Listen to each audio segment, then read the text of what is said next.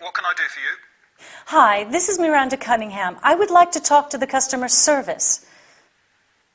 Yes, how can I help? This is Miranda Cunningham. Are you all right? No, I'm not all right. We are freezing. The heating system is not working. I'll send someone in the afternoon or tomorrow morning. Make it this afternoon. As I said, we are freezing. This is a legal firm and we have a lot of taxing work to do. And it's anything but easy at this temperature. Yeah. I called yesterday to explain the situation and... I see. You don't have to see, you have to come. What is your name, please? I am Matthew Peacock. Listen, Mr. Peacock, if things are not put right straight away, I will make a complaint to your superiors. Good morning.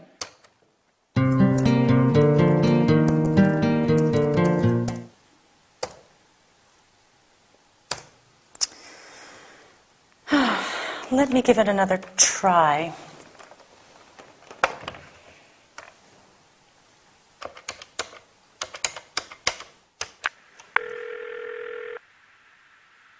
Hi, this is Roseneck. Hi, this is Miranda Cunningham.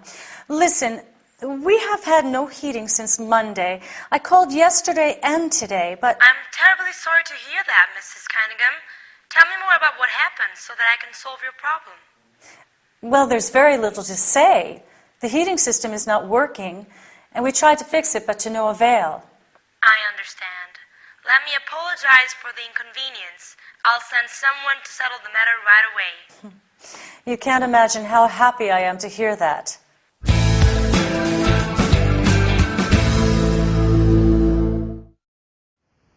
Hi, and welcome to this business workout. This is quite an important session, which involves using some terms related to dealing with problems. In the business world, you frequently have to deal with problems, delays, complications, mistakes. Since Miranda has a technical problem, she calls the customer service for help. Do you think Matthew, the first employee, is great at dealing with problems? No. In fact, he is disrespectful and indifferent. What about Rose, the second employee? Rose has a very different approach. Her pleasant tone of voice reassures Miranda, and she convinces her that she can trust her, that she understands her problem and can find a quick solution. With the right tone of voice and choice of words, you show the caller that you sincerely want to help him or her solve the problem. Dealing with complaints is no doubt a difficult business and requires a lot of training. A complaint is an expression of dissatisfaction. You can deal with, make, receive, and resolve a complaint. When someone complains about something, you can say, "I'm terribly sorry to hear that." "I'm very sorry to hear about what happened." Or, "Let me apologize for the inconvenience." In order to solve or deal with a problem, you have to gather information about it. That's why Rose says, "Tell me a little more about what happened." She also promises to settle the matter right away, which means to put things right. In this dialogue, you have heard some common expressions. To give it a try means to attempt to do something. You can also say to have a try. For example, "Why don't you have a try?" When you want to encourage someone to have another try after he failed to do something, there is a saying you can use. If at first you don't succeed, try again. Keep it in mind while practicing your business English. I'll see you soon. Bye.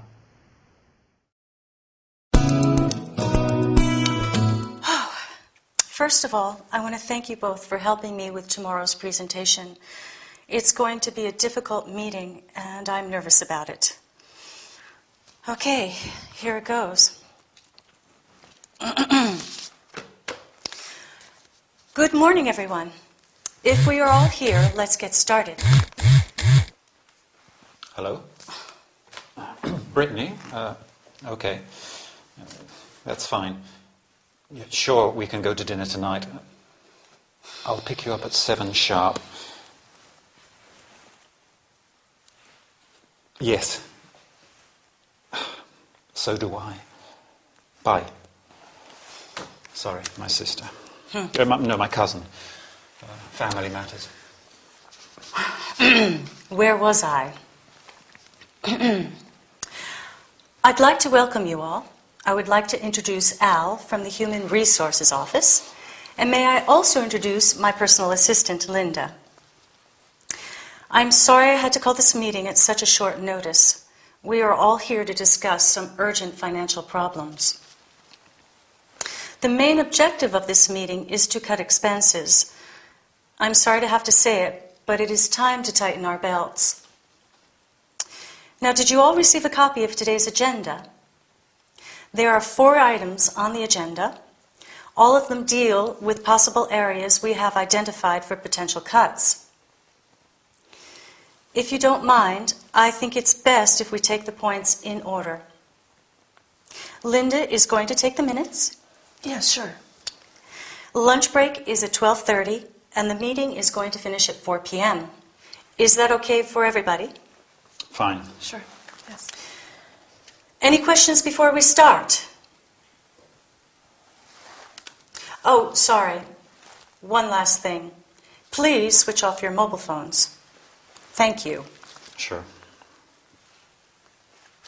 How did I do?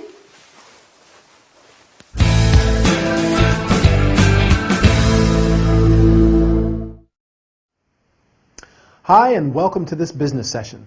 Today, it's going to be quite a lively workout, so get ready. We're going to talk about opening a meeting. Business meetings are a very important part of organizational communication, but sometimes they can be stressful and unconstructive.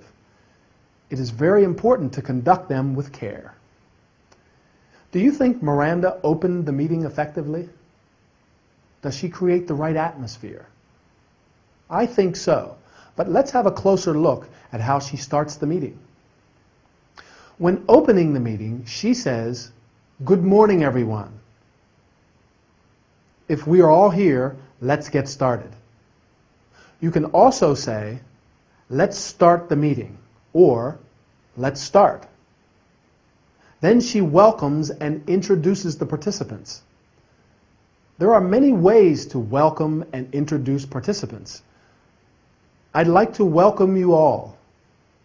Let me welcome Mr. Chang from the International Office. I would like to introduce Al.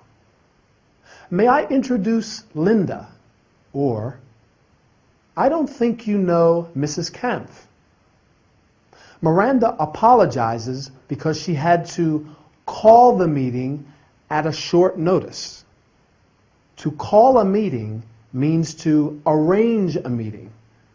You can also convene, organize, and set up a meeting. At a short notice means only a short time before an event takes place. Miranda circulated an agenda in advance so the participants could prepare themselves. She asks, "Did you all receive a copy of today's agenda?" You can also say, "Let's move on to today's agenda," or "Let's get down to business." An agenda is a list of matters that people discuss at a meeting. In this episode, the main objective of the meeting is cutting expenses. In other words, they have to tighten their belts. To tighten your belt means to spend less money than you did before because you have less of it. There are 4 items on the agenda. An item is a part of a list or group of things. Miranda says, "I think it's best if we take the points in order." Instead, you can say, "I would like to skip item," and move on to item. She takes care of any administrative matters appropriately. Lunch break at 12:30. The meeting is going to finish at 4 p.m. And Linda is going to take the minutes of the meeting. That is, to write down what is said. The minutes is a list or short account of what people said or decided at a business meeting. You can take or do the minutes. I hope this session gave you some useful suggestions on how to open a meeting. A good beginning, says the proverb, is half the battle. See you next time. Wow, that is impressive, isn't it? It is. Maybe I could do the haka before going to work. Good idea. How are Miranda and the girls? They're fine. But I'm a bit worried. Why? Miranda's working too much at the moment. She isn't paying any attention to me. And she always seems to have her head in the clouds. I see. She isn't the same woman she was a few years ago. Yeah, maybe she's interested in something or someone else. What do you mean? You think she's seeing someone else? Certainly not. You're a wonderful husband. And a first-class athlete. The other day, you even played rugby with your university mates. Even though Frank and Martin are now injured. And we all need some physiotherapy. Okay, but don't forget, you scored 2 tries and even made it to the second half. Indeed. Then I crawled into bed after 2 pints of beer. Thomason passes the ball to Green. Brilliant. That's brilliant. Melahui kicks. Kowaki scores a try for the All Blacks. What a beautiful try. That's class.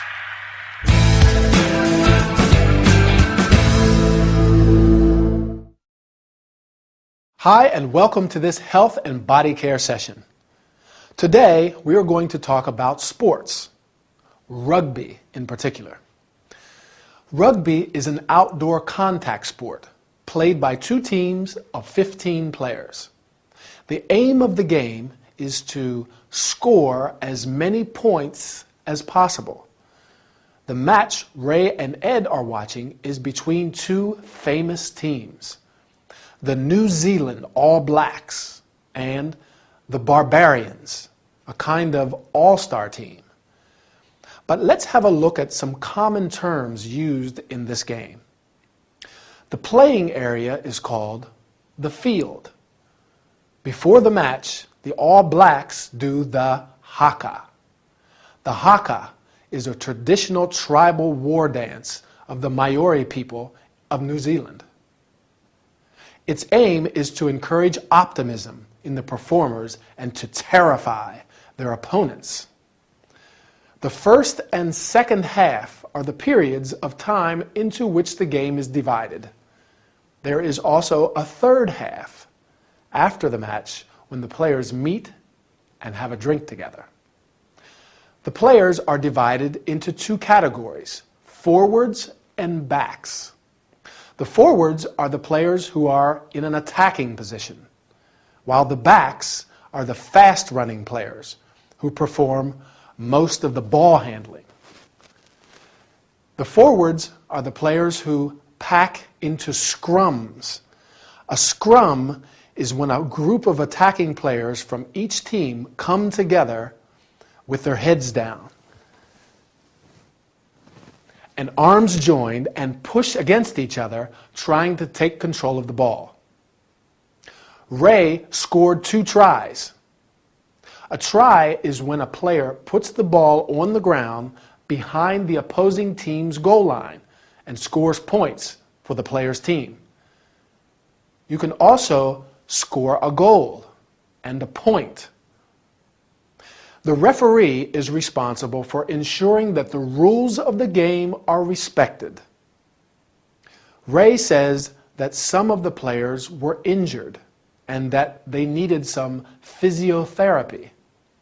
As you know, to injure means to hurt or cause physical harm to a person or animal. An injury is physical harm or damage to someone's body caused by an accident or an attack. You can receive or suffer an injury. Physiotherapy is the treatment of muscle stiffness, pain, and injury. You may need, receive, have, or undergo physiotherapy. What about you? Do you practice any sport? Or do you prefer watching sport on TV? Anyway, our time is over. See you next time for another workout. Bye.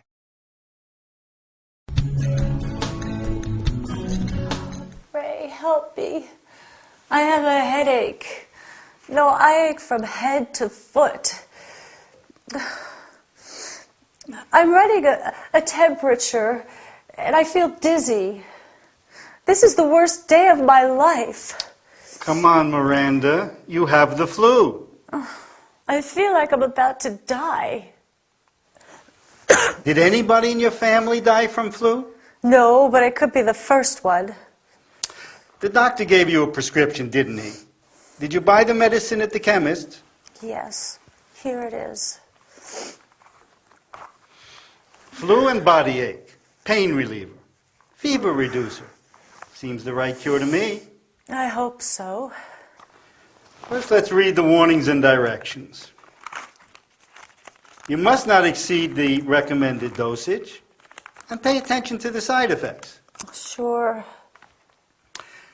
Temporarily relieves nasal congestion, fever, headache, toothache, backache, minor arthritis. Miranda, you are as safe as the Bank of England. Ray. Sorry. You just have to be patient and wait to recover. Well, I don't have a choice. The doctor said that I have to stay in bed. Could you please call Linda and tell her that I can't be in tomorrow? Of course, darling. I plan to go to the cinema with Emily and Adriana tomorrow, and this is so frustrating.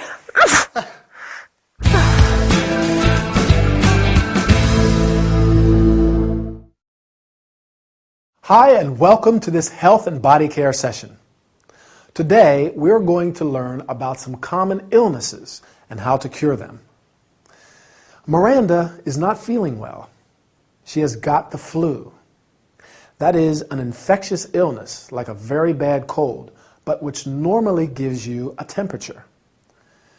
Other common illnesses include a cold, a common infection, especially of the nose and throat, a headache, a pain you feel inside your head, a stomach ache, pain in your stomach, a toothache, pain in a tooth or teeth.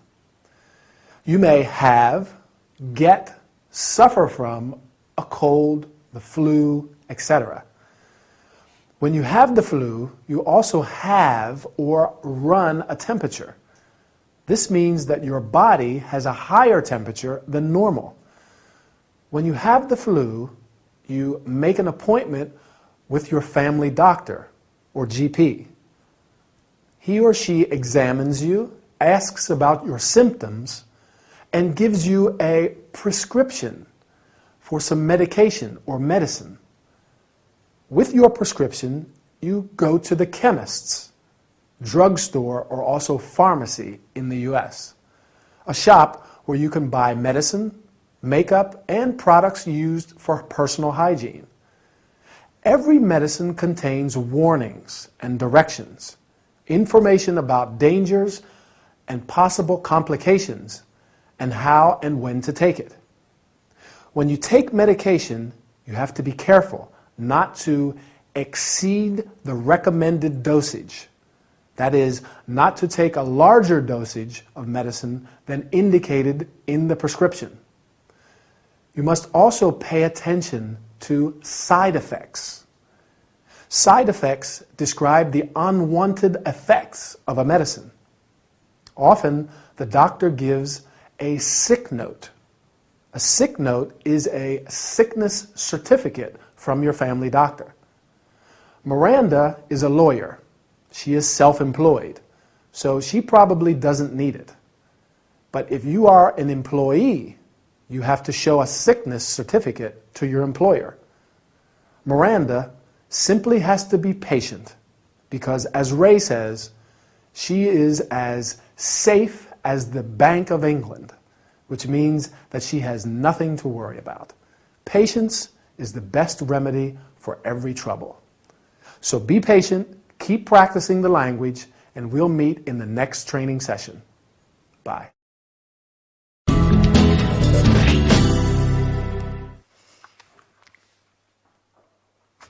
Hi, Mom. No. Let's talk in English today. How are you?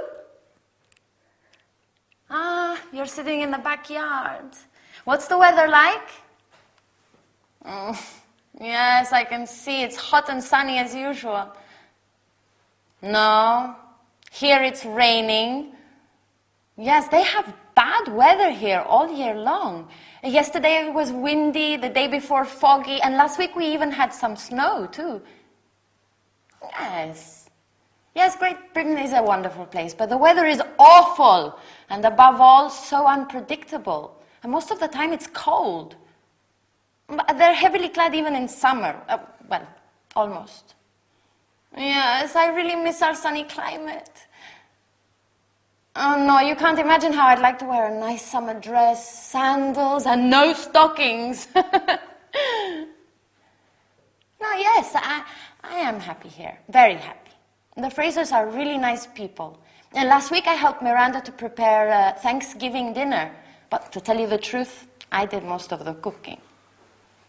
Miranda is not the world's best cook. Hi, Adriana. Hi, Al. It's still raining. Oh, no. Sorry, I see that you're busy. Oh, sorry, I had to say hello to Albert. Yes, he's one of the Frasers' friends. Oh, he's handsome. He has a nice personality, but he's a bit eccentric. Yeah, sometimes he gets hysterical for no reason, right? Is it your mother? Oh, uh-huh. Oh. Yo te quiero mucho, Marisol. Amada mía, tú es mi sol, mi luna. Well done.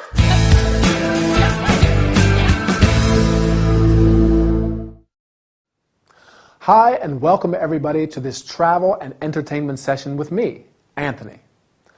Today, we are going to deal with some common terms and sentences used to describe the weather. The weather is the state of the atmosphere at a determined place and time, while the term climate refers to the general weather conditions. When you want information about the weather, you ask, "What's the weather like?" Or, "Is it sunny, rainy, or windy?" The weather can be bad, good, cold, hot, sunny, rainy, or windy. For example, we have some bad weather today. The weather was good yesterday. To answer the question, "What's the weather like?" you can say, "It's sunny when the sun is shining. It's rainy when it's raining. It's foggy when you can see very little through the fog. It's cloudy when there are thick clouds. It's windy when the wind is strong. It's raining or it's snowing." We have a lot of rain. We have a light wind. We have some snow. Adriana is complaining because in Great Britain it's always cold, even in summer. But that's not completely true. In New York, where I live, the seasons of the year are winter from November to March, spring from March to June, summer from June to September, fall or autumn in British English from September to November. Right, north of the equator, obviously. You can say, for example, in winter the weather is cold, and last summer we had a lot of rain. As everybody knows, in Great Britain the weather is awful, and above all, so unpredictable. That's why it's a continual topic of conversation. As the saying goes, if you don't like the weather now, wait 5 minutes and it will change. What's the weather like where you live? Oh, great. But we've run out of time, so goodbye and I'll see you soon.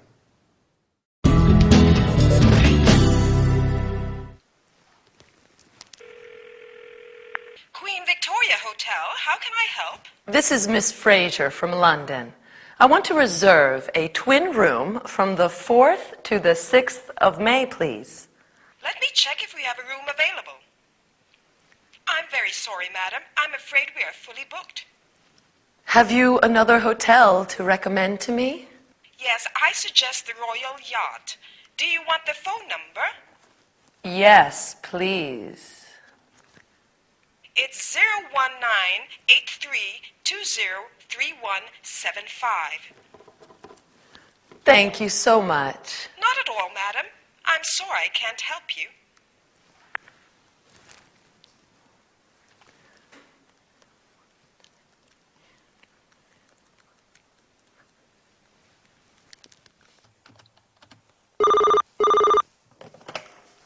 Royal Yacht Hotel, can I help you?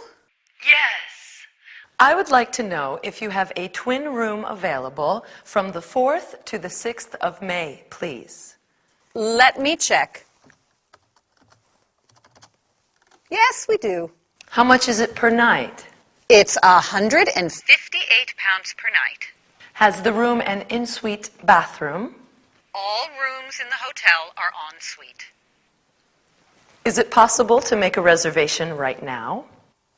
Sure, madam. We need your credit card number and expiry date. Fine. Just one last question. We would like to bring Hazel, Lucille, my friend's pet rabbit, with us. Is that a problem? A rabbit? Madam, I'm afraid it is. We promise he is very well behaved. It is more or less like having a couple with a small baby. I'm sorry, but pets are not allowed in the hotel. Well, that's very unfair.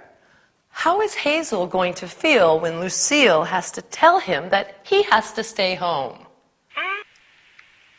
I don't know, madam.